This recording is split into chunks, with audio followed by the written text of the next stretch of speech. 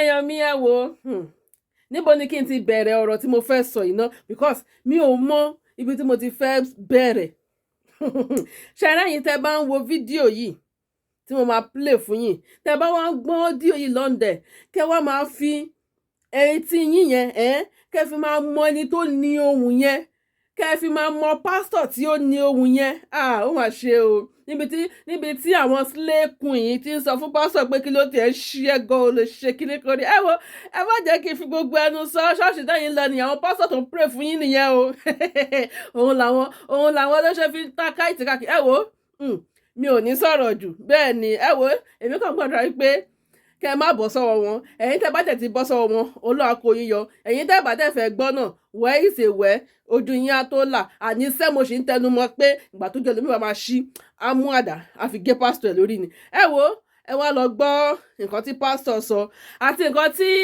àwọn olóṣó náà nǹkan náà sọ fún àwọn pásítọ̀ ẹ jẹ́ ká jọ wá lọ gbọ́.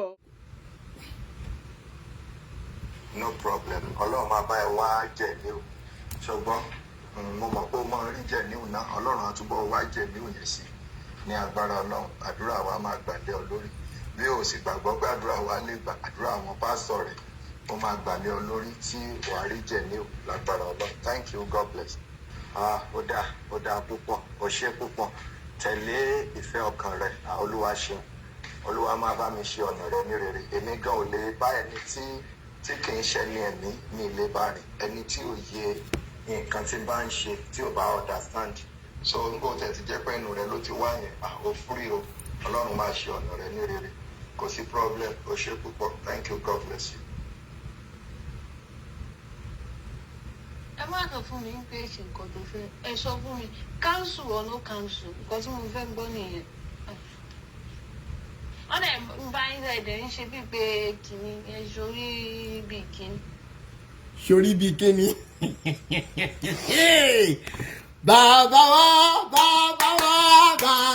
èmi ò dárúkọ o kíní kan ló kà ẹ̀gbọ́n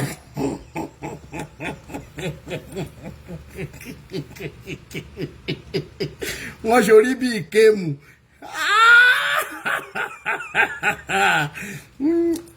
àwọn bàbá yín lọ́nà jẹ̀bú bẹ́ẹ̀ yẹn tí wọ́n ń ṣe dájú olórí ibú yẹn yẹn ṣe bẹ́ẹ̀ lẹ ṣe máa àwọn ìyá wa máa kúnlẹ̀ báyìí àwọn ìyá wa wọ́n máa kúnlẹ̀ báyìí fẹ́yìn wèrè ẹ gbọ́wọ́lé wọn lórí àwọn bàbá wa máa dọ̀bálẹ̀ orí ìkúnlẹ̀ orí ìdọ̀bálẹ̀ náà máa tán bá ń bá yín sọ̀rọ̀ ẹ ní ṣí oríire ẹ bá wọn kan ọmọ wèrè kan ọmọ àdánù kan ọmọ tí lè máa wó pa yìí ṣébó ló ń bù kan lára àwọn bàbá yín ní Olúwa pé wọ́n ṣorí bíi kinní yẹn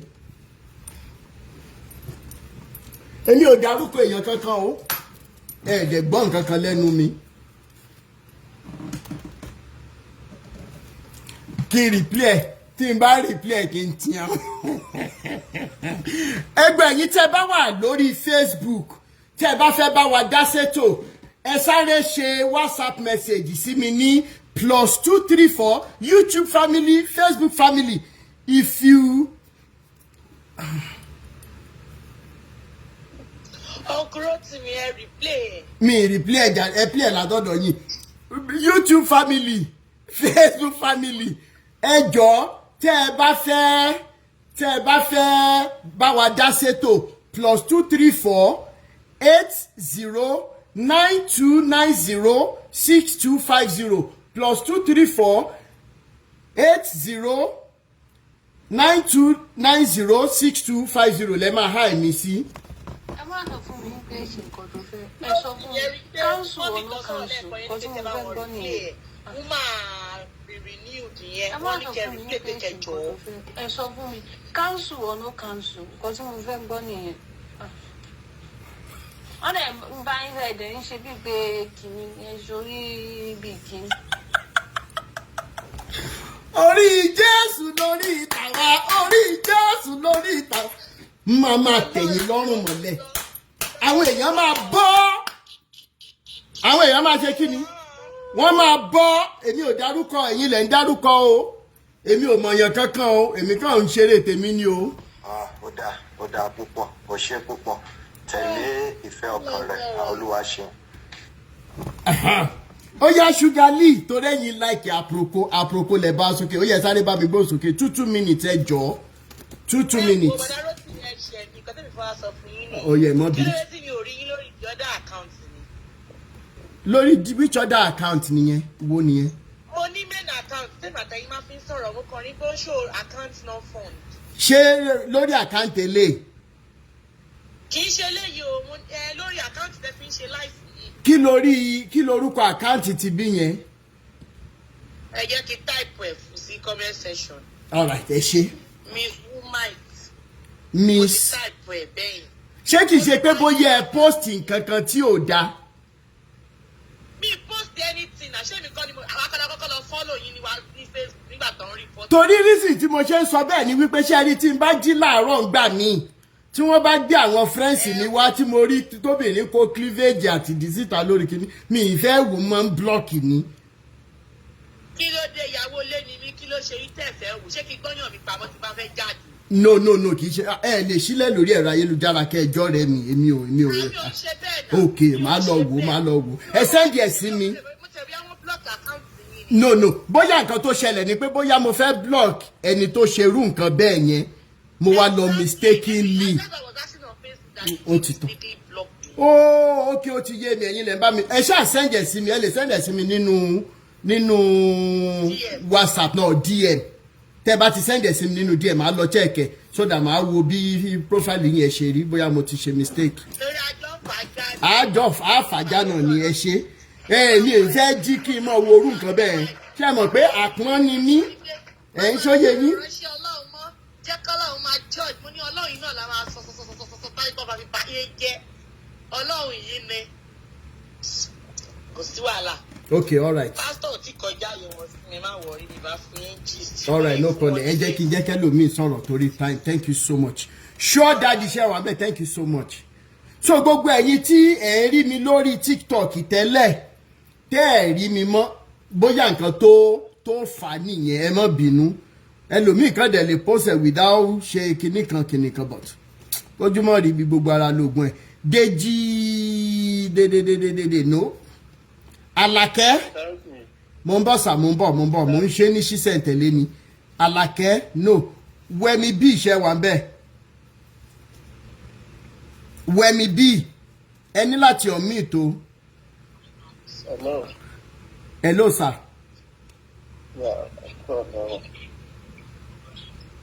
mo ní sọ fún àwọn gbádùn ètò yín o. ẹ ṣé bàbá mi. èmi náà ní nǹkan tí mo fẹ́ sọ ṣùgbọ́n mo ìwà ń ṣe. all right sir. ìyá ìṣúná wà lórí láìpẹ́ tó bí. tẹ́ bá fi máa ṣe tán. all right ẹ ṣé bàbá mi ẹ̀yin tẹ́ bá ti ṣe tán ẹ ṣì check ẹ ṣé. ọ̀ya Balógun Michael ṣẹ́ wà ń bẹ̀ sà. bẹ́ẹ̀ ni bàbá mi ẹ mà ká lẹ́nu ká ló tún. ẹ ṣé bàbá mi. àwọn onígbò ìròyìn program ó review àwọn a lot of things. táwọn èèyàn. mo ti rí. agbára Ọlọ́run àṣírí wọn máa tú náà. àṣẹ Èdùmàrè o. ní agbára Ọlọ́run àṣírí wọn máa tú. kò sí nǹkan tó bò láyé ayé tá a wà kò sóhun tó bò. kò sí o má ṣe lóògùn má mọ̀. bàbá Ọlọ́run àṣírí wọn máa tú. wọ́n ń ṣe bẹ̀rẹ̀ Ọlọ́run dá yín sí. àmín o. yóò ní ṣẹlẹ̀ sí yín. àmín. lágbára Ọlọ́run. àmín. ó dára. ẹ ṣé bàbá mi mi ní wà ní ti thank you so much sir. Mike ṣe wà ń bẹ̀. hello sir, ẹ kalẹ́ sà. I will be very very fast and I will say the truth. okay sir. Sir, Mr. Rotimi, níwájú Ọlọ́run àtẹ̀yàn ẹ má bínú ọ̀rọ̀ tí mo kọ́kọ́ fẹ́ sọ tẹ́lẹ̀ mi ò kọ́kọ́ láìkì yín. okay. tẹ́lẹ̀ mi ò kọ́ láìkì yín. okay. ṣùgbọ́n later I began to fall in love with you. Sherry sir, lóòótọ́ wọ́n ní ẹnìkan ló parí ládùn tí wọ́n fi pe gbogbo àdó lápárí. bẹ́ẹ̀ ni sir, ẹnìkan ló parí ládùn tí wọ́n fi pe gbogbo àdó lápárí.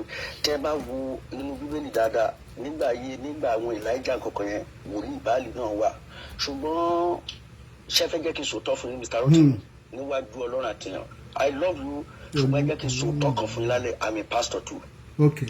now bẹ́ẹ̀ ni sir I'm a pastor too. ṣe rí àwọn pásítọ̀ sí ìsìn wọn yẹn sà ṣe rí ọ̀pọ̀lọpọ̀ ló lọ ń ṣe tó ẹ pé wọn ò gbé sí abẹ́ anybody.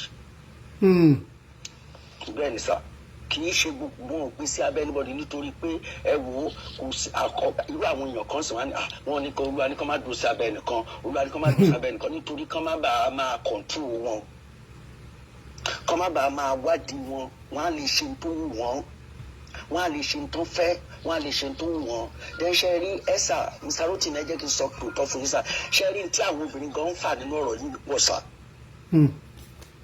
bẹ́ẹ̀ ni sà ẹ wò sà mo máa Facebook àkáǹtì mi màá lọ hàdí lórí Facebook màá wá fún yín ní àkáǹtì nọ́mbà mi àbí kí wọ́n máa ń pè é access àkáǹtì mi you could be able to go into my messenger and see gbogbo títí àwọn obìnrin pa mbẹ.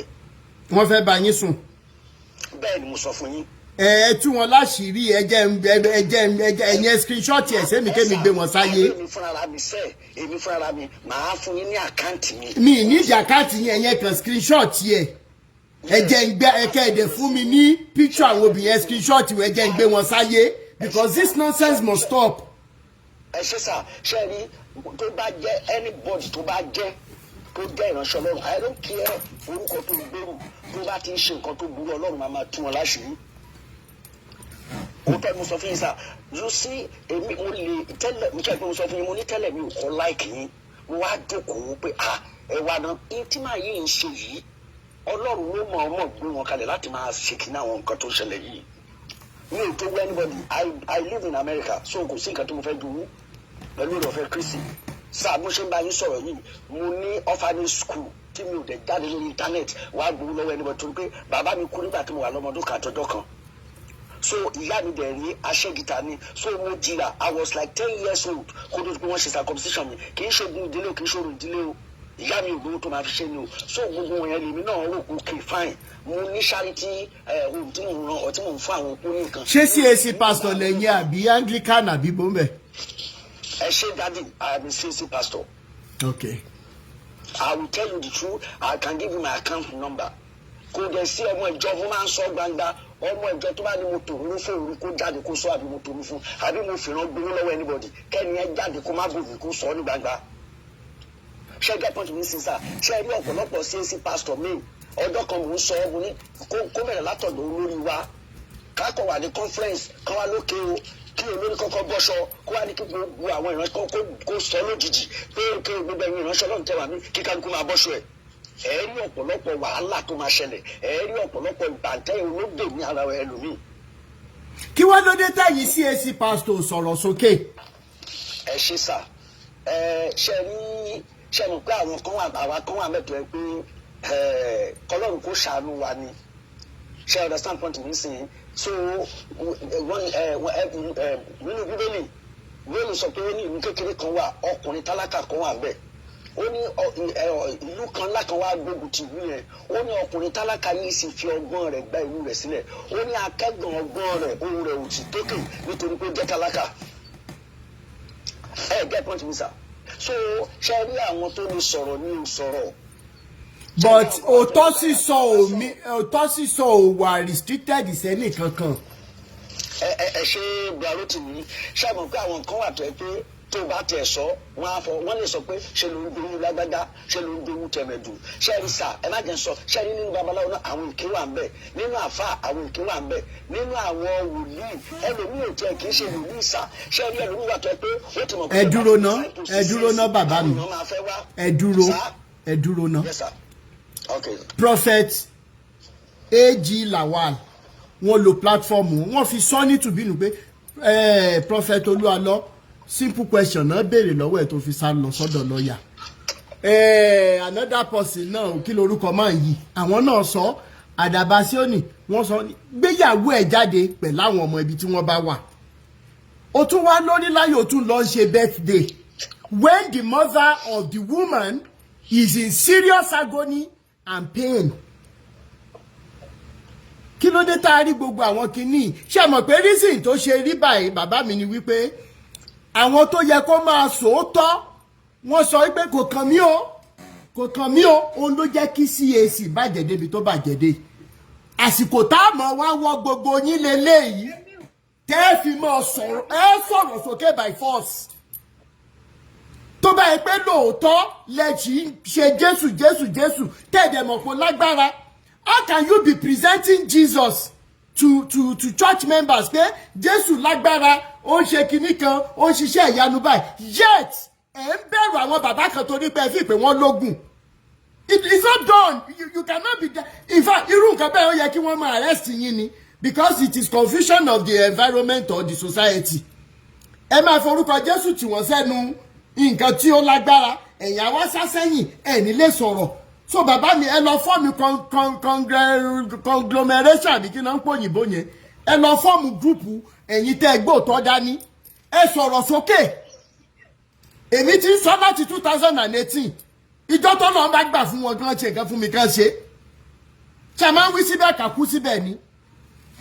Gbogbo ẹ̀yin pastors pátá tẹ̀ mọ̀ pé gbóòtọ́ mélòó ni wọ́n fẹ́ panu yín? Mélòó tọ́lọ́ bá fún wọn ṣe kán tiẹ̀ lè pààyàn? Ọlọ́run nìkan lọ́ba tó lè pa tí ó lè tí òṣèlú tó lè jí tó dẹ̀ lè jí tẹ́nìkan ò lè pa. Ìkànnì ilé wọn ní bàbá Ezekiah paid 400 million to become CAC general evangelist. Ẹ jẹ́ ń gbé yín sókè kẹ́ wá sọ̀rọ̀ bàbá mi Adébáyọ̀. Ó nìyẹn ó náà tún ti àlẹ́jì kankan yẹn. Ẹ má máa wá sọ lórí ẹ lo platform yẹn jẹ́ ká jọ sọ ẹjá jọ ṣe kì í ṣe torí èmi ṣùgbọ́n torí ọ̀la náà ni. Ẹ bó ní ìṣẹ́ wà bẹ́ẹ̀ mà. Sísá àbí nǹkan tí mo sọ mọ́ ọpọlọ dání mà. Ó wà òkè o because ọbẹ̀ ṣe sọ yìí ṣe ń fi báyìí àwọn náà ní pásítọ̀ làwọn. Ó yẹ káwọn náà kájọ máa fàájà ni. Bẹ́ẹ̀ni. Wọ́n sọ̀rọ̀ sókè ẹlòmíì náà máa jọ ìwọ̀n. Ẹlòmíì before you know it. It will go round and we will get our liberation easily.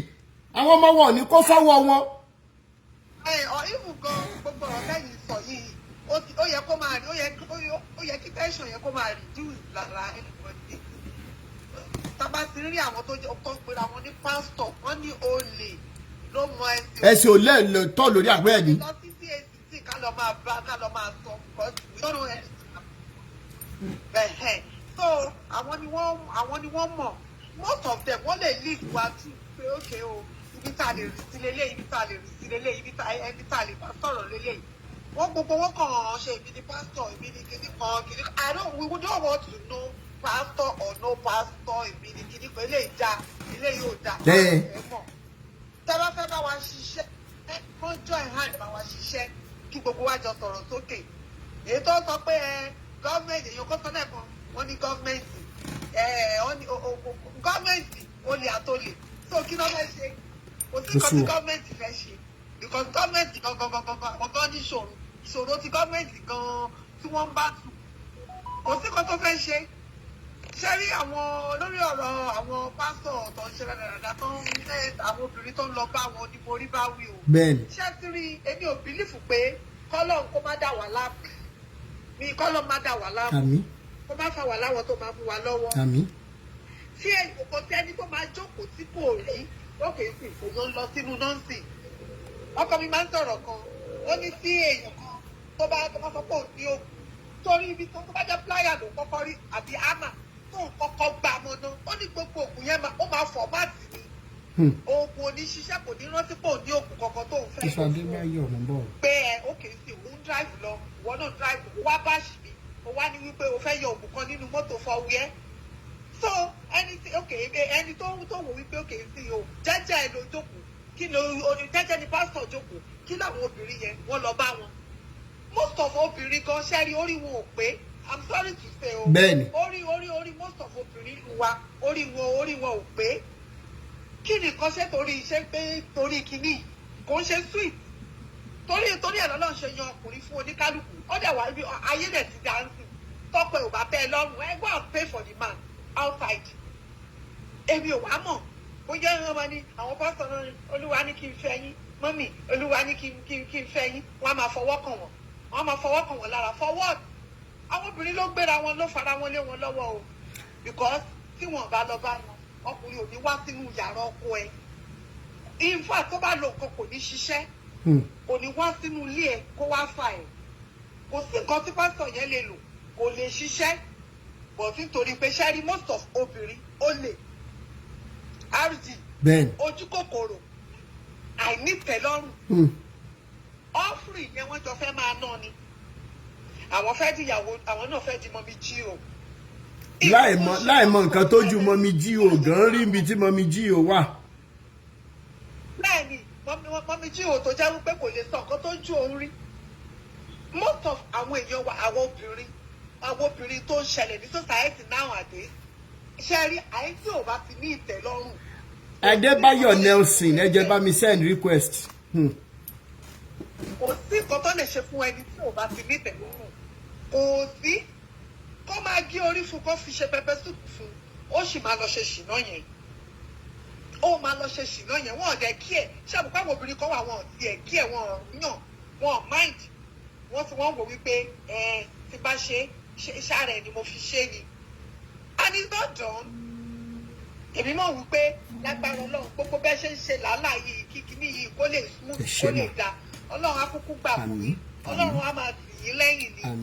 Lẹ́nu kan bá sọ wípé bákan tó bá gbọ́ná ọwọ́ tí ọ̀gẹ̀dẹ̀ bá gbé ara ẹ̀ ló máa fi nù. Ẹni tó bá lòun fẹ́ dojú ìjà kọ ni Olódùmarè ó máa dojú ìjà kọ ni. Because rẹ́dí kò ṣe pé wá láti bá tèèyàn kankan jẹ́ kì í ṣọmọ ìyá tá a máa sọ pé torí ẹ̀ jíjọjọ́ ọmọ ìyá òun lẹ ṣe ń sọ̀rọ̀ sókè nítorí wọn ń tura láti sọ fún wọn pé kàn change tó dẹ̀ máa gbọ́ tí ò ní gbọ́ kò ní gbọ́ gbogbo wa kọ́ la máa gbọ́ràn ọmọ téèyàn bí gan tọmọ bá pọ̀ jù tọ́ bá ń sọ fọmọ yẹn pé má lọ síbí báyìí má lọ síbí báyìí má lọ síbí báyìí èyí tó máa gbọ́ kọ́lọ̀ má fún wa lọ́mọ bó. ẹ ṣé àmín ẹ ṣé thank you so much. Adébáyọ̀ Nelson ẹ jẹ́ bá mi send request ṣẹgbọ́ Godfather ẹ bá mi gbóhùn sókè. ẹ kalẹ̀ bàbá mi.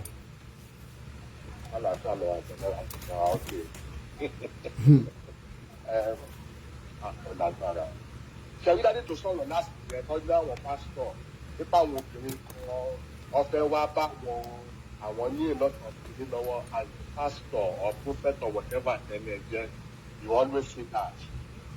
Ìjọba ní pé evidence wà nípa ẹgbẹ́ sórí platform yìí dábì sí ọlọ́run kan ló pé to start with. Lẹ́nu gbàtẹ́lu wọ TikTok yìí wọ́n ti mọ̀ mí mọ́ Fàjà Nation àìmọye obìnrin mo dẹ̀ ti sọ fún wọn tábà ti sọ̀rọ̀ lẹ́ẹ̀kan ẹ̀mejì ẹ má pè mí mọ́ àbúkọ́ bá jẹ́ pé nǹkan mi wà bẹ́ẹ̀ ó ti dé pé I'm listening to your voice today I'm doing this I'm not for that shit. The second thing mo fẹ́ sọ bàbá tó sọ experience nípa àwọn pastor ẹ̀yin tẹ́ wà ń gbé lẹ́yìn ọjọ́ ọmọ Nàìjíríà tẹ́ wà Nàìjíríà tẹ́ ráyè àwọn pastor yìí lóde ọwọ́ ìgbà wa normal boy normal guy táà ń ṣiṣẹ́ àdẹ̀ṣe fàájì wa. Ṣé wá rí ẹ̀bẹ̀ ni mo fẹ́ bẹ̀ lálẹ́ yìí gbogbo ẹ̀yin bàbá wọn nínú Olúwa ẹ̀bẹ̀ sí ní confess ẹ̀yin because in the next 1 month nǹkan tó máa ṣẹlẹ̀ ní Nàìjíríà concerning this platform àti gbogbo shit tẹ̀ ṣe ní Nàìjíríà you guys will be shocked. Bẹ́ẹ̀ni. A máa lọ́wọ́ àánú ra àánú everything I'm ready to die for this cause. Liberation Lodge way ni. Ta ni aproko mama ẹjọ́ kí wọ́n send request ẹjọ́. Ẹ̀yin pastor ẹ tètè lọ bá ṣe normal. Ṣẹ́rí kan tó ń bọ̀ in the next 1 month. Tẹ́ bá ṣọ́ra àwọn ọmọ ìjọ yín wọ́n á ṣòkòpá ní ìlú. Bẹ́ẹ̀ni. Gọ́ọ̀mẹ̀ntì liberation yìí bí ìbá ṣe ń bá lọ Fàjà everywhere. Àwọn tó ń fi pawó but I will care they are not here for money. As long as our people are being liberated. Bẹ́ẹ̀ni. Mo wá gbàdúrà ní alẹ́ yìí fún gbogbo àwọn obìnrin tó wà nínú ìdè gbogbo àwọn wicked so-called men of devil wọn kó ra wọn ní man of God. Eléyìí máa lọ bá òun ajájúwáyé àtẹ̀dá amẹ̀dá awẹ̀dá tó dá àwa ènìyàn sáyé káwá ṣe rere. Bàbá mi dé òkè ọ̀run ẹjọ́ bá mi bẹ̀rẹ̀ sí fún àwọn ará bíi sílẹ̀. Gbogbo obìnrin tó bá wà ní ìdè ẹ jẹ́ kó ju wọ́n máa là kọ́ jáde kọ́ bẹ̀rẹ̀ sí ní fàṣírí wíwí ní tiwa àṣẹ ń bẹ lọ́dọ̀ ilé. Bẹ́ẹ̀ni. Bàbá mi ẹ máa gbé. Ẹ ṣé bàbá mi. Àlàáfíà ni. Yes sir. Ẹ jẹ́ bá mi sọ fún aproko mama pé kí wọ́n send request mi rí request wọn. Ta ni aproko mama? Mi rí kíní lára àwọn send request mi rí. Bremat ó yẹ sáré bá mi gbóhùn sókè sá. Thank you so much Godfather. Mi ò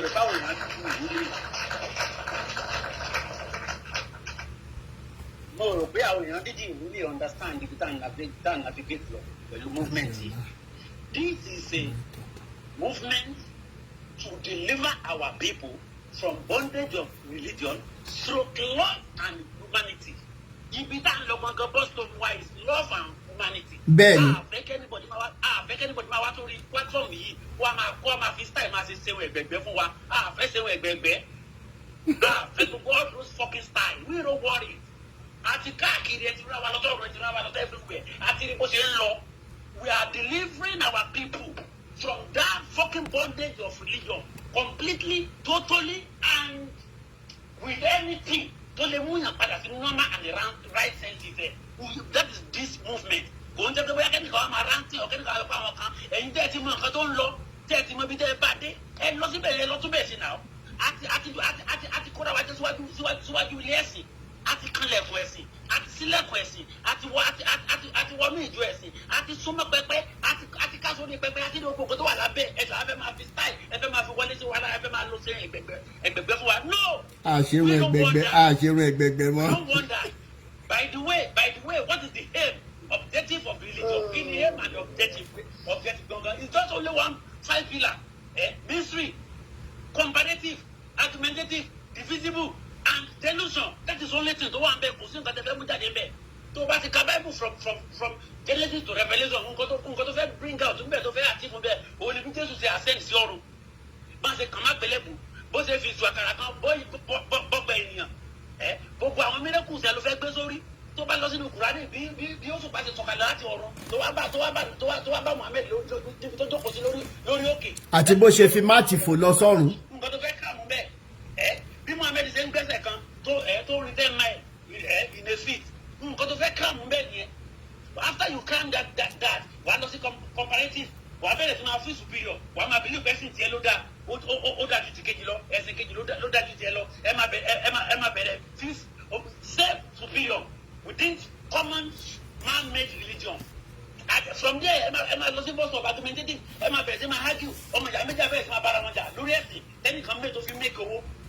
Lẹ́yìn ẹ máa bọ́ sí divisible. Ẹ máa pín ayé níyà. Nítorí ẹ̀sìn tẹ́nìkan make tó fi make owó. Lẹ́yìn ẹ̀ mẹ́ẹ̀ tó máa fall into delusion. Delusion yà á hold in your state. All your original active age of life was ma think miracle. That is just it. Gbogbo àwọn tó méjì kìíní yìí, they don't believe even 40% of that same story book. Come here to America. It is only 20% Christian, 40% unbeliever, 30% free thinker. Then you wanna see research like within your own comfort zone. Go what does it make like and will make it. Listen to make it. Check your TikTok, that will make it. Check your Facebook, that will make it. Check your WhatsApp, that will make it. Check your Google, that will make it. Plane, ship, and all of that investment to what the book by so the religion man bed. Kilo ṣẹlẹ̀ tẹ́ni ká kú sínú religion yìí. Why are you telling us this? Over 5,000 God, 4,000 religion, over 5 billion members, fighting just only Satan for over 6,000 years. Ethnical generation don't boy can't continue. Talo something pé Satan ni wọn fi kẹtẹ ní ká máa fight it forever and ever. Ká mọ ọdún ayé bí ètò tó kọjá lórí àpáta tí ò nípa. What we want now is ourselves. We need ourselves. We got to come into our original brain. Àwọn afẹ́ nípa ọdún ayé náà. Àwọn afẹ́ invest afẹ́ mọ̀ nǹkan tó tó lè ṣe apart from pray mari gbọ́sẹ̀. We don't want that anymore. Ṣé kò tí ì expire ní 1960 to 2025 65 years down line, that is a decade, achieving nothing. And we are still coming to this table telling us shit. We don't want that. Fẹ́ gbogbo orúkọ báyà má. Gbogbo ẹni là ń gbọ́ lọ́sọ̀ gbà sílẹ̀ ti tú. You go to church, you go and collect war. Kò sí ìfẹ́ tó fẹ́ lọ gbà ní tó gbogbo fẹ́ lọ gbogbo lọ. Gbogbo sórí tẹ́ḿpù wọn òkun ni. Gbogbo kúnlẹ̀ tó wá ju tẹ́ḿpù òkun ni. Gbogbo give testimony òkun ni. Gbogbo promise òkun ni. So what are you telling us? What are you telling us? Ìgbà tí over 6,000 tó wá sí property àgbáyé tá à ń gbèsè tà ní ẹ̀yọ́ kan lóṣù. Àwọn tó dẹ̀ fi kiri ìmọ̀gùn tó fi make owó ọmọ ìyá ni wọ́n. Only 6 countries in the world and I establish business here. 6 countries, 2 is there ni wọ́n. Israeli, America, Europe, and Christianity. One, they get involved in it. One send them some state. Saudi Arabia, Qatar, Dubai, and the Muslims. One send them out of my own state. One of them, the two is never one year. Then the government to transfer business of almost 1,150 billion. To my work or to one so that I'm from terrorists in church. I'm equip against each other. Kilo de la duro ko tan se l'Africa lo riesci kilo de to wa to ma de tin e ka lo se plane fún e ka lo se airport fún so that ya le get one engage one le think right gbogbo ru nǹkan báyẹn wọn àròsí wa nonsense náà rò sí wa àwọn máa bára jiyàn ànábì kókè ó sọ̀kalẹ̀ nígbà tó lọ ká ọmọ kùrú sílẹ̀ ẹrú tó àwọn those nonsense story àwọn olórí ìtùtù lágbàáyé tí ó sọ àlànà sórí ìtùtù náà kí ló dáhùn bí ìjọba ayé tó ní káwọn máa bí ìjọba ọ̀run àwọn pásítọ̀ tó ń kó wa jọ yìí check the size of any church you go to join the 10 years ago 15 years ago that pastor remain the same pastor tó máa bẹ̀ látòrí abáṣu abọ́sórí China to from China to abọ́sórí Italian from Italian máa dáhùn àwọn tuntun tó ń kán tó òun dẹ̀ máa wá tó fún wa wípé kò sí ìkẹta àmúwáyé kò sí ìkẹta àmúlọ sọ̀rọ̀ what kind of shit is that? Everybody got to liberate. This is 2025. Before 2026, let us have a kind of new beginning. That is why I keep saying, religion, let my people go. Thank you so much, madam. Brother Lawumi, send request. I send request. Thank you so much, Baymax. Read the bell.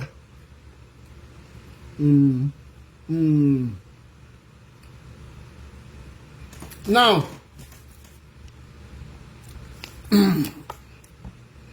mo fẹ́ béèrè kankan.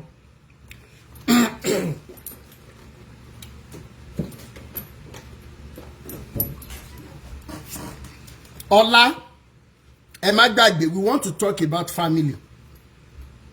Parenting, either you are a failed parent or you are a working in progress parent. How we can close the gap between ourselves and our children in the current economy, because we don't know much about all of this. So tomorrow we'll be having that. Number one, the biblical God is expected to know the end of a thing from the beginning.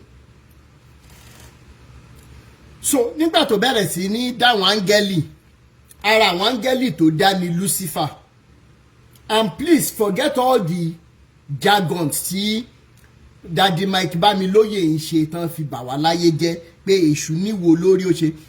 Mo ti sọ́rí lórí live video mi wípé the description of Lucifer tẹ́ ń pè léṣù àbí tẹ́ ń pè ní Sátánì yẹn, description ẹ̀, you cannot but ask a question.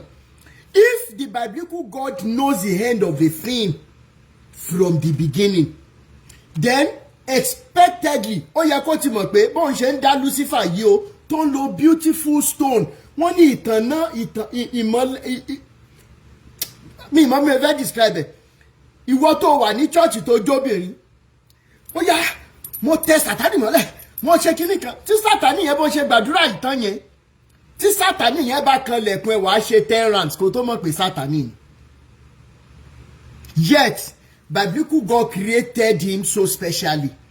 Ìtànná òwúrọ̀, oòrùn òwúrọ̀, ògo òwúrọ̀, wọ́n dá ó pé no kì í ṣe dé o. Tí Sátánì bá ní ẹ mọ̀ jẹ́ ń dárúkọ, tí Sátánì bá ní Chika, I don tire, you go do this round o, you go do this one more, níbi tí Sátánì find dé, ẹ gbàgbé gbogbo rádaràda tó ń sọ wípé dúdú ni èṣù, funfun ni mímọ́.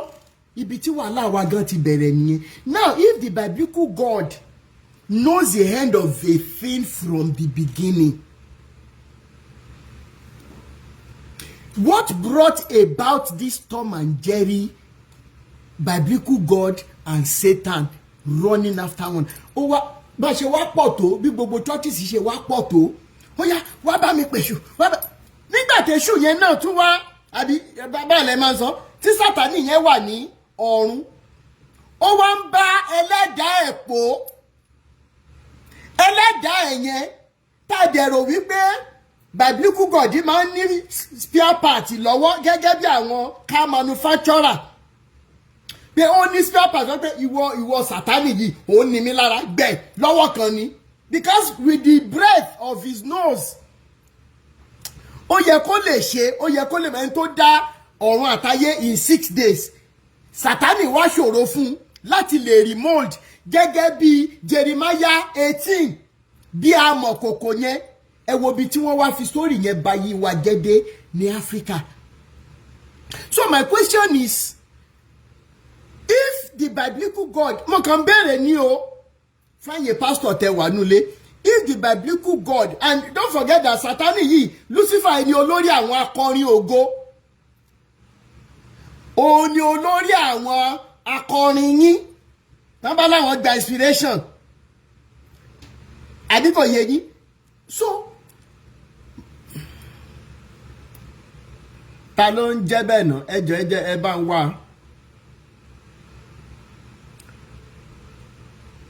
ẹ má bínú.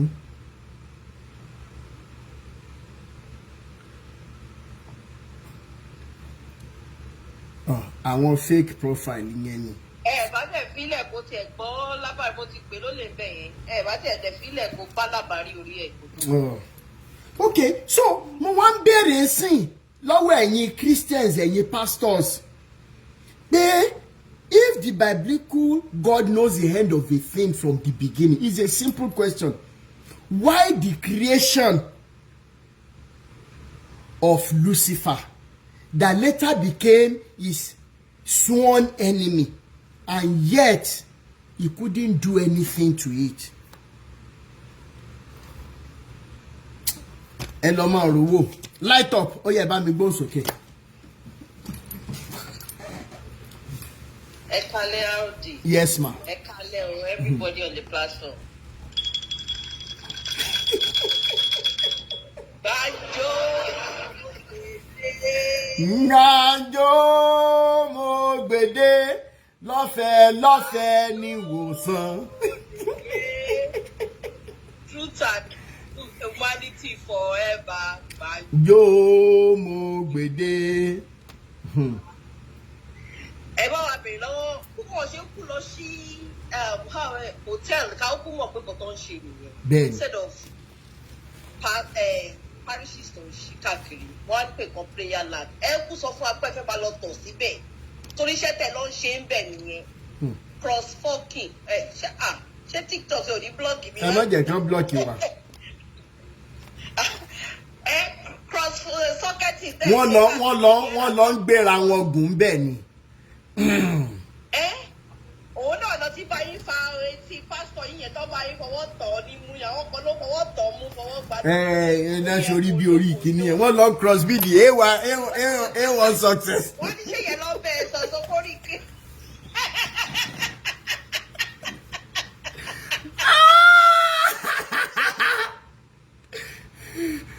Dúró gbogbo ìlú wa lẹ́yìn. Bàbá tọ̀ síbẹ̀ bàbá lábẹ̀. Ẹ wá jókòó síbi ẹ pray.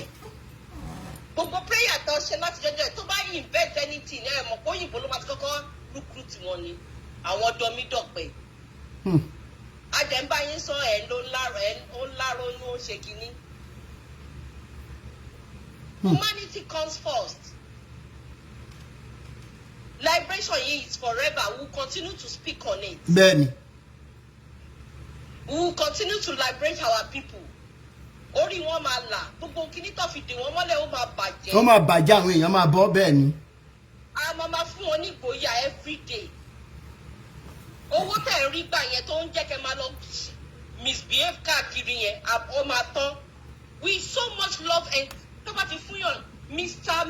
Mrs. Kọ́ máa tó wá pé wọ́n ní dádì mọ́mí kó ti dùn mọ́ wọn. Ẹgbẹ́ ìyá wọn máa kúnlẹ̀ fún wọn. Bẹ́ẹ̀ ni àwọn obìnrin yẹn náà ojú ó lè ó lè wọn ní lọ ṣiṣẹ́ kí ọkọ ṣàti kó lé wọn lọ́wọ́ ni tí ó bá ń ṣe bẹ́ẹ̀ look at how dirty that guy looks like. Do you see how dirty that guy looks like? Very ruffian.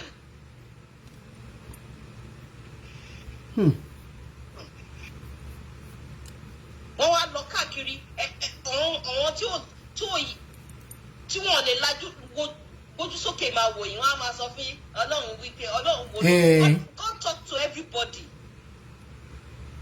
And as you have said, you know, someone called me Remi gba olówádọ́mọ èṣù báyìí mo ní mo ti pẹ́ díẹ̀ mo ti dọ́mọ èṣù. You think I'm afraid to be ọmọ èṣù? Ó yà mí lẹ́nu.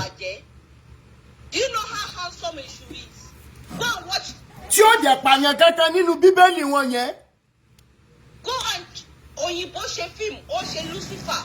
Go and watch it on Netflix. He was nínú gbogbo àwọn tó actors ló wà mẹ́ is the most handsome. Bẹ́ẹ̀ni. Kábàgbì yín dáadáa. Wọn ka nǹkan tó tí Bàbíkú gọ̀dí fi ṣe. He's so handsome, so beautiful, so eloquent than Jesus Christ. Then pariwo tẹ́ ẹ̀ sọ yìí. Tẹ́ bá dé Jerusalem yẹn tẹ́ bá ń sọ̀rọ̀ Jésù wọ́n sọ fún mi pé kò sí family ẹ̀. Ó yẹ kó rí generation family ẹ̀ náà. Kò sí wọn ní family ń bẹ̀. Wọ́n á bẹ̀rẹ̀ pé King David tẹ́ bá ń dárúkọ gbogbo wọn ní gbogbo story tó kọ sí yẹn na story.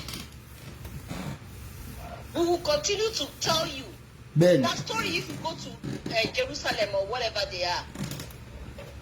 Wọ́n sí bẹ́ẹ̀. Ó dẹ̀ gbé wo ilé lẹ̀ tí ó dẹ̀ ní sẹ́ǹdé lọ́wọ́ tó lè fi kọ́lé. Ṣé ẹnìyàn lè kọ́lé mọ́ láyé? Táwọn wá ń fún àwọn girlfriend wọn láwọn ilé àti ilẹ̀ àti property yẹn wọ́n fi ń kóbìnrin kiri. Àìmọye ṣọ́ọ̀ṣì tí mo ti lọ lẹ́kọ̀ọ́ yìí tó yẹ pé pásítọ̀ àgbẹ̀ pé ọ̀ya go and unlock your blessing. God wants to bless you. Go and sow seed that will pay you. Wọ́n tún ẹ̀yọ̀ kan tó ń lò láyé tó fi gbéyàwó àtọmọ ẹ̀wọ̀n àgbà lọ́wọ́ ẹ̀. Ìdẹ̀yìn wọn náà wọ́n á gbélẹ̀. Èmi máa ń sọ kò sí pásítọ̀ tó lè bàbá wa Adébóyè tó bá bá kí n bá wá àwọn àjọ tó bá ní kí n gbé mọ́tò mi lẹ̀. Ẹ̀ṣẹ̀ ló máa gbà lójú mi lédè o. Nǹkan tí mo mọ̀ kọ́ Ọlọ́run kò pààyàn lẹ́kún kó tó pààyàn lẹ́yìn. Ibi tí ní gbogbo wọn lù wá àwọn náà bá yé Nàìjíríà jẹ́ débi tó dé yìí. Ó pé mo wá ariwo tó ń pa lórí ọ̀rọ̀ Olúwa lọ́sìn. Bẹ́ẹ̀ni. Ṣé báwọn pásítọ̀ kan jáde mo rá àwọn kọ̀ọ̀kan tán jáde torí mo mọ́nítọ̀ ọ̀rọ̀ ẹ̀ gan mo máa ń gbogbo nǹkan tó bá ti gbọmọ́rọ̀ ẹ̀ mo máa ń méjọ pé mo kọ́mẹ́ǹtì. Ṣé báwọn kan jáde tán sòótọ́ rọ̀. Bẹ́ẹ̀ni. Question tí máa nù ní ìbéèrè yóò dé pọ̀ jù náà odidi èèyàn là ń sọ yìí ilé kan ló ti jáde ẹni tó bí ọmọ tó ọmọ dàgbà tó yẹ tó lọ fẹ́ yàwó bẹ́ẹ̀ ní 12 years ago tó tẹ̀ bímọ ọkùnrin mẹ́ta fún ẹ kó kàn déédéé parẹ́ bíi sóyìdì kọ́mọdé lè bèrè ẹ̀ àwọn wèrè pásítọ̀ kan tọ́lọ́run àjẹkíje ilé àtọ̀nà wọn náà kò dàrú tó ń sọ pé iṣẹ́ Ọlọ́run náà ń ṣe àwọn náà bẹ̀rẹ̀ sí sọ rádaràda pé tábọ̀ ó bá já àwọn òní wá sọ̀rọ̀ ẹni sọ̀rọ̀ lójú ọmọ tẹ̀lé sọnù kó má wà ní kọ́mọ tó wá sọnù pẹ̀lú ọmọ mẹ́ta lọ́wọ́ ẹ̀ ó dẹ̀ ń ṣe bẹ́ẹ̀ di òun dá lé tẹ́lẹ̀ káàkiri ọmọ tán ló sọnù ìyàwó tó fẹ́ tó sọnù ẹ̀hàn rí ọmọ mẹ́ta tó bí inú ẹ̀ dẹ̀ ń dùn ó kí àwọn owó ló wá dúró bí ìyàwó fún ẹ ní ṣọ́ọ̀ṣì yẹn gbogbo wọn náà tó yàwó níyàwó mo súnmọ́ wọn gan kí tó di sáà di pé mi ò lọ́jọ́ ìdìbò pé tó kúkú máa pe Ọlọ́run mi nínú ilé mi ó pẹ́ mo rìn súnmọ́ wọn mo kọ́ ṣọ́ọ̀ṣì sẹ́kọ̀ọ́ yìí ṣọ́ọ̀ṣì tí mo kọ́ sẹ́kọ̀ọ́ fún ọba tẹ̀ yẹ ìlọ níbẹ̀ mi ò ń lọ ṣọ́ọ̀ṣì kankan mọ́ because nígbà tó bá ní okúrò òlé ẹ ó fẹ́ lọ gbọ́rọ̀ Ọlọ́run ó dẹ̀ fẹ́ gba ìwòsàn ó fẹ́ kí Ọlọ́run ṣe àánú fún ẹ tó yẹ pé ogun kan ló bá dé ṣọ́ọ̀ṣì ogun 20 àbáyé kúrò bẹ́ẹ̀ gbogbo owó olówó náà ọmọ yẹn ń sọ kò parọ́ rárá ogun káńsù ọ̀nà káńsù kò tí mo fẹ́ gbọ́ nìyẹn. so ìwọ̀nba tó bá lè fi náà ló máa ṣe pé àtọkùnrin àtobìnrin àtọmọdé àtàgbà làgbà tó ń gbẹnu ọ̀nà wọlé tó ń gbẹnu ọ̀nà jáde tó ń fòlù rẹ̀ tó ń mú mi tó ń rọ̀ sórí ilé ẹ̀ tó ń rùn náà sórí ilé ẹ̀ tó ń jùpá náà sórí ilé ẹ̀ tíra wọ̀ tán lókè tó ń tọ̀ sórí ilé ẹ̀ tó bá lóun fẹ́ fi ṣe àdìsí ọmọ àdìsí àyà gbogbo ẹni bá ti náwó burúkú sí ẹ burúkú ló máa jẹ́ tiwọn nǹkan tó ń tó ń ṣe kí tó ń tó ń wọ́n ó ṣiṣẹ́ náà èmi náà láwọn èèyàn nílùú òyìnbó yẹn wọ́n ṣiṣẹ́ wákàtí ó tún fi àyè láàbá tó bá ṣiṣẹ́ wákàtí yẹn tán pàtó wá bẹ̀rẹ̀ sí ṣe prógrámù àwọn olórúkú pásítọ̀ tá a pè léèyàn gidi gbogbo wọn tó ń darúgbó yẹn pátápátá iṣẹ́ ibi ọwọ́ wọn ó pọ̀ ju ti babaláwo lọ. bẹ́ẹ̀ wọ́n ti fún gbogbo obìnrin tán fásitì yẹn náà ń lò ra wọ́n ni. wọ́n lò wọ́n ni bẹ́ẹ̀ ni wọ́n lò wọ́n ni rèbété. mo tún ráyọ̀ ó yà ọ́ pápápá jẹ́ ká ṣe ní 2 minutes torí àwọn tó bá máa sọ̀rọ̀ gbogbo àwọn tó fẹ́ sọ̀rọ̀. mo tún ráyọ̀ Olúwakẹ́mi. hello. hello ẹ kálẹ́. ẹ kálẹ́. nísà ẹ kú ètò ọlọ́run àbá fún yín ṣe o. àmín. ọ̀rọ̀ tí máa ń tẹ bá sọ̀rọ̀ lórí fúrúkọ ẹ̀. bẹ́ẹ̀ni. in fact gbogbo ọ̀rọ̀ tí máa nìyẹn sọ kò sí rọ́nù nǹkan tí máa yẹn sọ. bẹ́ẹ̀ni. kò sí rọ́bẹ̀ rárá sẹ́rẹ́ àwọn pásítọ̀ yìí wọ́n kàn ń pre wash àwọn èèyàn ni wọ́n á fi òótọ́ lẹ̀ wọ́n á fi torí nǹkan tó fẹ́ jẹ even wọn ò ka bíbélì mọ́ nǹkan tó fẹ́ jẹ ikùn wọn ló pè wọ́n lọ́rùn òfin kó stop them wọn. kì í tiẹ̀ wá ṣekùn nìkan ló pè wọ́n báyìí ẹ mọ nǹkan míì tó pè wọ́n ni. ikùn wọn ló pè wọ́n. kì í ṣekùn nìkan ibi tán máa kókó bọ̀ káàkiri gan pè wọ́n pé tí n bá ń ṣiṣẹ́ olúwa ẹ̀ màmá ní access sí owó ọ̀fẹ́. ẹ mọ̀ pé ìyẹn ibi tán wá nǹkan dé ibi tán ti wá nǹkan dé náà ti rí ìyẹn àfikún ni torí ibi nǹkan tó gbélé wọn lọ́wọ́ báyà nǹkan tó máa. ok ẹ dúró tẹ́ bá ní ikùn wọn ló pè wọ́n ẹ jẹ́ ká tún jọ wò báyìí ìyá mi ṣe mọ nǹkan tó ń pè ní ikùn ṣá ṣe mọ̀ wípé àwa irú èmi tó yẹ pé digestive system mi tí mo rò pé stubborn nígbà tí mo máa pé 40 lọ́dún náà lọ́hùn mo sì rò pé no màá jẹun ṣẹ́rí few years after mi mọ tí mo jẹ nírọ̀lẹ́ ọjọ́ yẹn tẹ́ bá sọ pé kùn ló pè wọ́n màá sọ fún yín pé n tó pè wọ́n ju kùn lọ. They don't even know what they were entering into nígbà tán lọ ń sign contract wèrè tán sign yìí. Ikùn nǹkan tí kùn máa jẹ́ kéré jù nínú gbogbo tàṣẹ tá a bá ti dé èjì kan sà.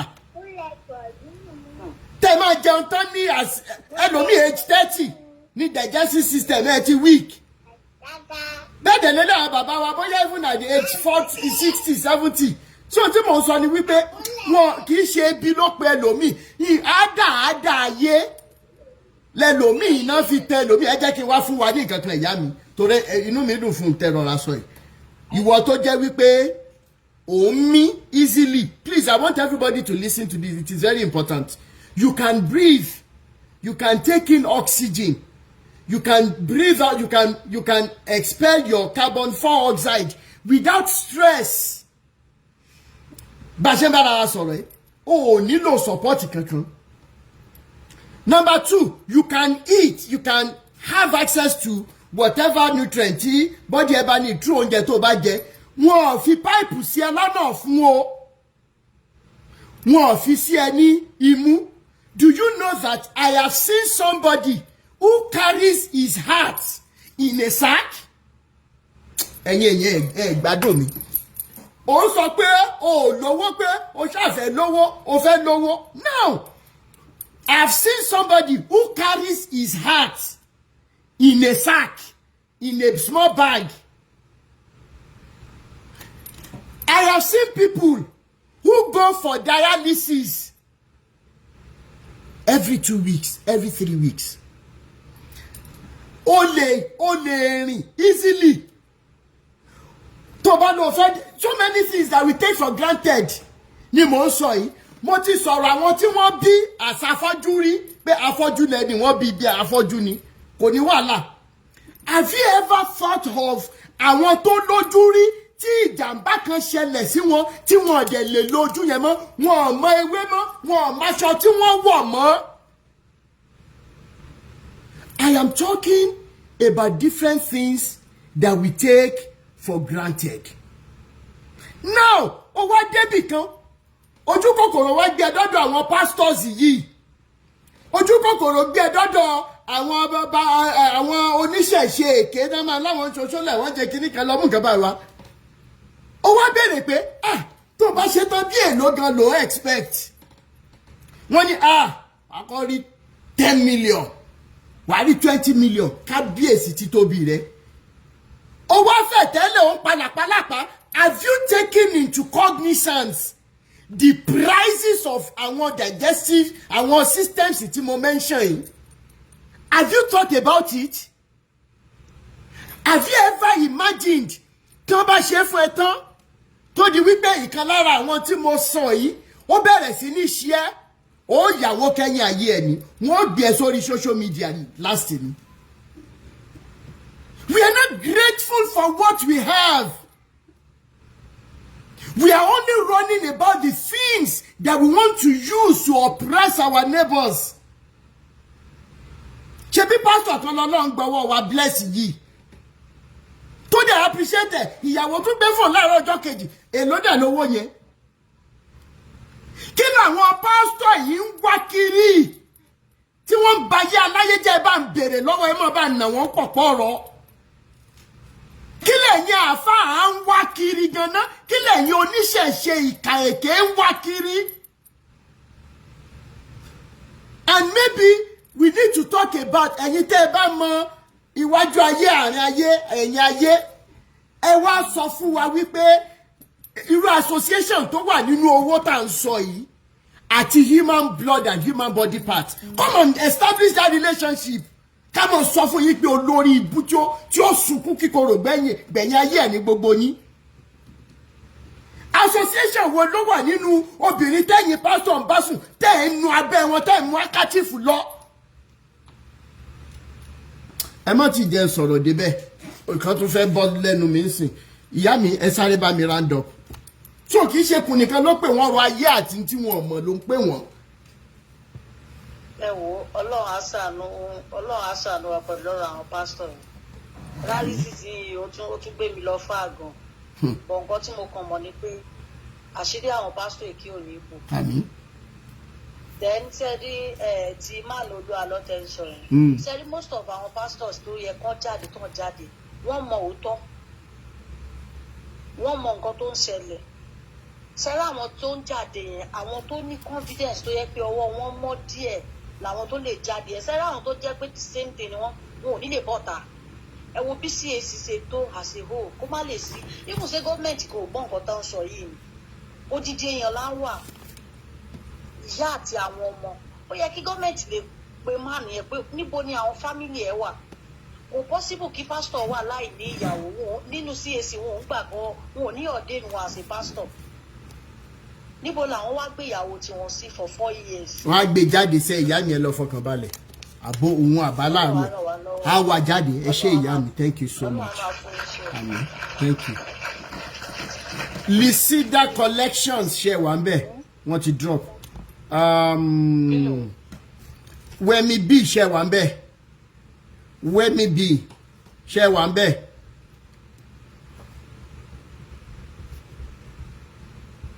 Wemi B be renewed.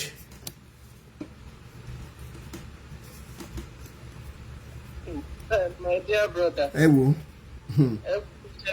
Yes. Àwọn alóyin lẹ́pọ̀ yìí ó máa dẹ̀ pọ̀ gan lórí púpì. Ìwàhálà wà ọ́. Àwọn dóni àwọn adónijà àwọn adónìyàn. Àwọn donido láskì. Kí ni àwọn afẹ́ ṣe lórí ọ̀rọ̀ pé kán ṣàmà tó wọn? Wọ́n ń lò wọ́n ní tí wọ́n ń lò wọ́n fún ni. That is it. But yet, our women are yet to understand this. I think most of these people that still fall prey of this, because a man sucking it, wọ́n ṣe gbogbo ẹ̀ ló ń lò nǹkan. I'm still saying. Bẹ́ẹ̀ ni psychology ni brainwash ni. Jerry gbogbo kìíní psychology náà ni and lack of love, lack of self-love. Ó máa ń fi àwọn obìnrin míì to these places. But yeah, pẹ̀lú bá ṣe ń sọ yìí náà, some people are still falling victim because they think pé ẹni yìí ojú ẹ̀ ò dàbí èèyàn tó lè ṣe nǹkan báyìí. That's one of the reasons why some of these people fall victims of this pastors. Ẹ wo bí mú ẹ ṣe ràn àbílẹ̀ ìtọ́ ló ń sọ tó wà lẹ́yìn yìí. Eléyìí tó dé fìlà sórí yẹn bẹ́ẹ̀ ni eléyìí tó dé fìlà sórí yẹn ó ní king májẹ̀mú bẹ́ẹ̀ ni. Àwọn pípù anyway máa ẹ ti sọ ọ́ náà máa ń tẹ fà. wọ́n ń tẹ fà bẹ́ẹ̀ ni. 3 in 1 ni most of them máa ń ṣe 3 bẹ́ẹ̀ in 1. bẹ́ẹ̀ ni. It's just unfortunate. It is. Well, Sherry, you said something, and I thought of that thing some days back. Ọlọ́run kì í náà lóòótọ́. Ọlọ́run ní to marry. It doesn't have a religion. It doesn't. Adémi ayé la pín gbogbo kìíní lóòótọ́. Because there was the day I sat down and I look at it. Okay, when we are in church, they preach to us that we should not be unequally yoked with unbelievers, Abi. unbelievers. And unbelievers, sometimes they refer to Muslims, you know. Ben. Àwọn oníṣẹ̀ṣe. Ben. You understand? And I began to wonder. Ọlọ́run wo làwọn yẹn náà wá sí? Ọlọ́run lè fi máa yìí. So it's just one God. Àwa la kọ̀dá gbogbo kìíní. For control and for dominance. Yes. Ọlọ́run ò ní religion. Kò síbi tó ń kọ́ sí pé Ọlọ́run sì ní Christian ni. Kò síbi tó wà. The most important thing is for us to love ourselves. Ota. Love and be kind. I still say it. I'm a Christian, but I can't. It comes first in my life. Love and be kind to people. Ben. I don't care what you want to tell me. You have to love people, and then for those people that are always falling prey of these people, of these pastors, please, self-love is important. It's very important. There is no self-esteem. No one when you start to think that you are not good enough. Wípé pastor tí gbogbo èèyàn wà wájú ẹ̀ báyìí ló fẹ́ bá mi sùn ló fẹ́ mú ọyàn mi ló fẹ́ bá mi sùn. You understand when you start to think that anointing wà lára pastor torí ẹ̀ ni o ṣe gbúdọ̀ bá sùn. Love yourself, respect yourself, and then parents teach your children self-love. Ẹni bí àwọn ọmọ yín ìyẹn lè ní ṣáà máa ń pariwo. Ìwọ tó jọkọ fẹ́ràn ìyàwó ẹ̀, ìyàwó fẹ́ràn ọkọ ẹ̀. Fẹ́ràn ìyàwó ẹ̀ débi pé kò ní máa wo bí pásítọ̀ ṣe dúró tán. Ìwọ náà dúró tán. Ayé máa lo boxers tó ń tọ́ lè fi rán agbádá. Ẹ dúró tán, take care of yourself. Love your wife. If you love them, they won't be looking out for all these useless men that disguise themselves as pastors. Tó lè ń fa ayé àwọn èèyàn jẹ́. Àtẹ̀yìn òbí tẹ̀ ẹ máa lọ fi ọmọ jí pásítọ̀. Ẹ jẹ́ kó rí wá pé náà. Because lọ́wọ́lọ́wọ́ ó yẹ kí enough ti máa wà enough. Yes now. Ẹ jẹ́ kó rí wá pé àwọn tí wọn tó nǹkan kan, most of these people wọn kàwé tó yín, wọn wà intelligent tó yín. Wọ́n kàn mú kan mọ́kàn ni wọ́n kàn dá bamboo sórí èèyàn ó ti tán nìyẹn. Look at what that man said. Just look at what that man said. Kó tó wá rí ìrànwọ́ wọ́n ti sọ nǹkan tó tán nìyẹn tí wá sọ fún wọn tó confide in pastor. Àti pastor ti sọ nǹkan tí onísọjí fẹ́ sọ ìran tó fẹ́ rí. So ìran wọn ló wá rí. It is well. I don't get it. I'm not saying that I'm a believer that there is God, and I believe in God. But then, stupidity is it's not an excuse, Joe. Ṣé. Since when, Lord? Amen. Ṣé rí lórí eléyìí tí ẹ sọ yìí mi mọ̀ bóyá ká lo 2 hours péré lọ́la àti Àlàkẹ́ ẹ bá mi mute. Ẹ bá wa mute àǹtí Àlàkẹ́. Mi mọ̀ bóyá lè lo 2 hours péré lọ́la torí mo fẹ́ ṣe nǹkan kan lọ́la bọ̀ lórí ibi tẹ́ mẹ́nu báyìí. Kákan ní general discussion on how ṣe mọ̀ pé parenting tá à ń sọ yìí ẹlòmíì kàn jẹ́ accidental parent ni mi mọ̀ bóyá lè ṣe topic yẹn lọ́la be renewed. Bóyá lè ṣe in such a way that we will just talk. I can call out tomorrow and just. Okay. Kákan fi ọ̀la. It's part of the problem that we have. Bẹ́ẹ̀ni, it's foundational to all of these things tá à ń sọ yìí.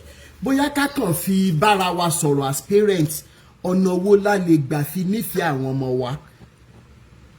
Tí nǹkan kan bá ti ṣẹlẹ̀ tẹ́lẹ̀, ọ̀nà wo la lè gbà fi tún nǹkan tó ń bàjẹ́ lọ yìí la lè fi tún ṣe láàrin ẹbí. Bóyá ká fi ọ̀la ṣe yẹn nìkan. Ẹ jẹ́ ká love ara wa, ẹ jẹ́ ká love yourself. A máa ṣe ní 6 p.m. Nigerian time lọ́la. Just only 2 hours. Come on. Ẹ ṣé. Parenting. Ẹ ṣé. Thank you so much, ma. Mary, ṣé Mary wà ńbẹ̀? No. Ṣé bàbá ẹ̀gín wà ńbẹ̀? Ẹ mọ̀ kálẹ̀ bàbá mi. Ẹ jẹ́ má bínú. Ẹ̀yin tẹ́ ń béèrè nípa ìkan lára wa tí ọ̀rọ̀ wọn àti pásò ṣe ní HIV ẹ̀mí ìfẹ́ sá gbogbo aṣọ lórùn bọ̀ iṣẹ́ ti ń lọ lọ́wọ́. Iṣẹ́ ti ń lọ lọ́wọ́. Ẹ ṣé. Ó yẹ bá mi gbóhùn sókè sà. Ẹ rí a máa jọ ṣíra wa létí náà díẹ̀díẹ̀. Gẹ́gẹ́ bá a ṣe máa ń sọ, kò sí nǹkan kan láàárín àdúgbò ní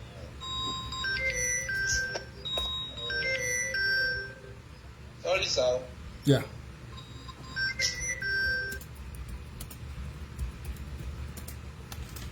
Sorry, ẹ má bínú pọ̀ ló wọlé ní wáṣà. So láàárín àwọn pásítọ̀ wọ́n mọ òótọ́ ra irọ́ náà ń pa fún gbogbo wa, irọ́ pátápátá. Láàárín ara wọn, chọ́ọ̀chì ara wọn fúnra wọn complex. Bàbá ń lọ complex lágbájá, complex business ni wọ́n ń ṣe. So wọ́n dẹ̀ ti rí pé kíní ti wọ̀ wá lẹ́wù gan-an ní Nàìjíríà yìí débi pé kéèyàn míì fẹ́ ṣe exam ó bìlí pé kò ń lọ rí òkè lọ́ máa gbàdúrà wọ́n ti accept ju kí òun kàwé lọ ó believe ẹ̀. So ẹ jọ̀ọ́ ẹ jẹ́ ká mọ nǹkan tí a bá gbà, ká mọ nǹkan tí àwa fúnra wa gan lè ṣe láàárín ara wa tí a fi lè rí ìtúsílẹ̀ fún ara wa. For example nsìn obìnrin tó ní oyún ìju tó kọrí sí church tó lọ ń gbàdúrà tí ò lọ sí ilé ìwòsàn kó lọ ṣe àyẹ̀wò ara ẹ̀ kí ló ń kọ̀ sí ẹ̀. Obìnrin tó ní ẹ̀dà tó ń lọ sí church tó lọ ń gbàdúrà tí ò lọ ṣiṣẹ́ lórí ẹ̀dà tó ń ṣe yẹn títí tó máa fi wọ menopause inú church náà láṣìwà tá lòun gbálẹ̀ tá lòun rábàbà tá lòun yí lẹ̀. So àwọn obìnrin yẹn gan àwọn gan náà fún pásítọ̀ yẹn, àwọn pásítọ̀ yẹn gangan ní iṣẹ́ ṣe, àwọn gan náà jẹ́ kí àwọn pásítọ̀ máa ríra wọn gẹ́gẹ́ bí nǹkan pàtàkì. Kò sí nǹkan kan tó special lára wọn. Ó gbàdúrà ó gba àdúrà o, iṣẹ́ ìyanu tó máa ṣẹlẹ̀ sí ẹ á kúkú ṣẹlẹ̀. Ẹ jẹ́ ká mọ̀ bẹ́ẹ̀. Madam yẹn sọ̀rọ̀ lẹ́ẹ̀kan, ó ní tí a bá mú ogun ẹyọ kan wọ church ó máa fi orí ru 20 jáde. Lóòótọ́ ni tó bá ti mú ọmọ ẹ wọnú church kan ogun ti wà láyé ọmọ ẹ dúró ti jẹ́ kọ́ ọmọ ẹ ibi tọ́mọ ẹ wà yẹn ó ti kírètì ogun sínú ilé ayé ẹ̀. Ọkọ ẹ tó mú wá sínú ilé ìjọsìn yẹn ó ti kírètì ogun sínú ilé ayé ọkọ ẹ. Gbàtọ́kọ ẹ fẹ́ travel out kò lọ church kò bá. Ẹ̀yin náà ti rí ohun tí a mú wá fún wa lénìí. Ẹ bá wa like, ẹ bá wa share, ẹ bá wa subscribe sí orí Òjíṣẹ́ TV, ẹ bá wa tẹ notification bell so that a bá tún mú àwọn àkọ̀tun wá fún wa ẹ̀yin lẹ́ọ̀kọ̀ọ̀kan máa rí títí di ìgbà tá ò tún máa pàdé lórí Òjíṣẹ́ TV. Ó dàbọ̀.